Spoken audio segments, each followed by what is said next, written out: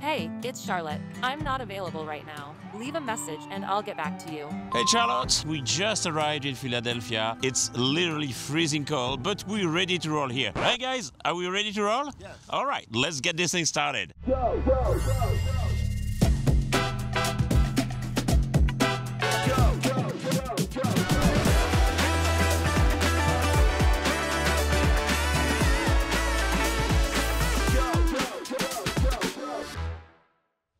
Hello and welcome everyone to our 360 video series. In this first episode, we'll be tackling the following question: how can we make housing more resilient to climate change? When we talk about resilience, basically we mean two things. First, how can we reduce greenhouse gas emissions from the buildings? But we'll also be talking about how to make these buildings able to withstand the impacts of climate change. We're starting this tour in North America, in Malvern, Pennsylvania, at the North American headquarters of Saint-Gobain, to meet with Dennis Wilson.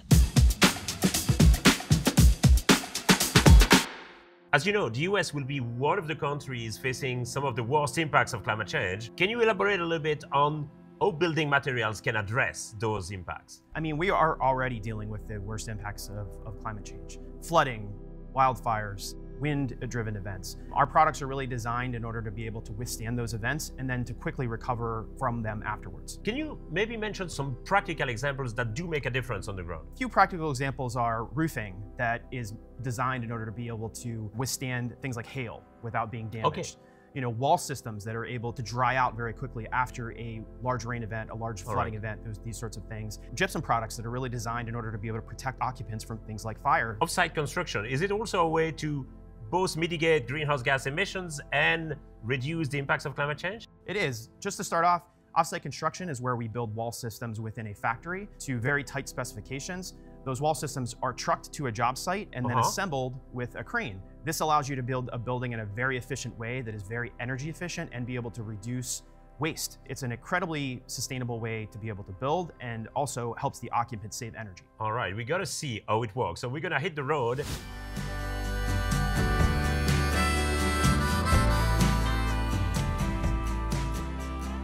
Today we're in Keene, New Hampshire with John McElroy, where the houses are literally being produced. So we're surrounded with houses right here. That's right.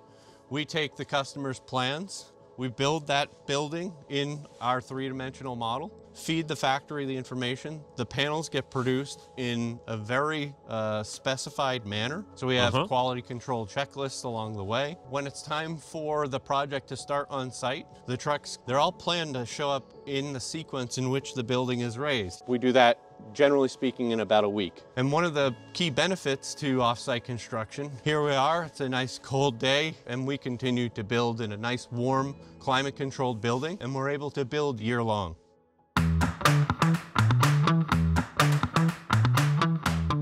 What are the benefits of building the house off-site as opposed to on-site? In an off-site setting, you have multiple layers of quality that ensures that you have that strength, that resiliency to ensure that the occupants are comfortable, both from an acoustic perspective and from an air quality perspective. Okay. That leads to a higher quality home or building in the future. How off-site construction can address the housing crisis, which is particularly dire in Massachusetts and in the US at large? We are building more and more homes every year. However, we still have a 3.7 million unit housing shortage in the United States alone. The only way to address that is being able to build homes faster. And with off-site construction, we can build in about half the time as you could in traditional construction. That's really significant. It is. I'd recommend you meet with Lucas Hamilton to tell you a bit more detail on the science behind how we do that. Brilliant.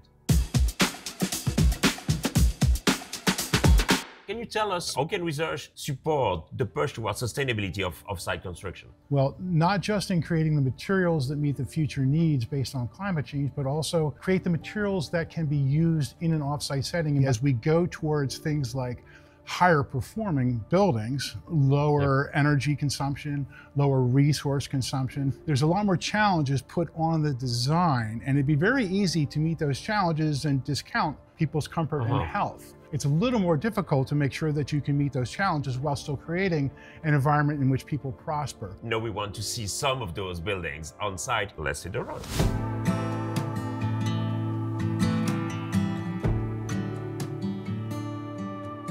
This morning we're in New England and we're gonna meet with Bob and Katie. Bob and Katie, they've built that house. Why did you choose off-site construction as a building technique? It's panelized, but it's got insulation in it. It goes up fast. Our weather here is cold, so we want to build it as fast as we can. This is the dining room. See the wall I showed you downstairs that it was all empty?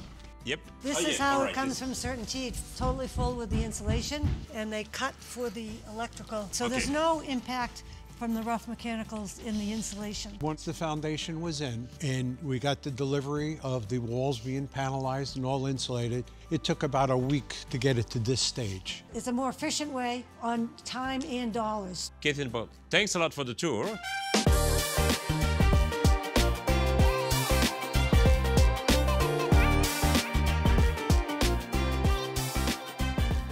That is the end of our trip in North America, and to me that was really an occasion to learn about the many benefits of off-site construction. It is not just about making housing more resilient to climate change, it's also cost-efficient, time-efficient, and energy-efficient. Next month, you'll be in Brazil with the amazing Charlotte Kahn, and there you'll get an occasion to learn about what Saint-Gobain is doing to make sustainable housing affordable for all, and ultimately to make the world a better home.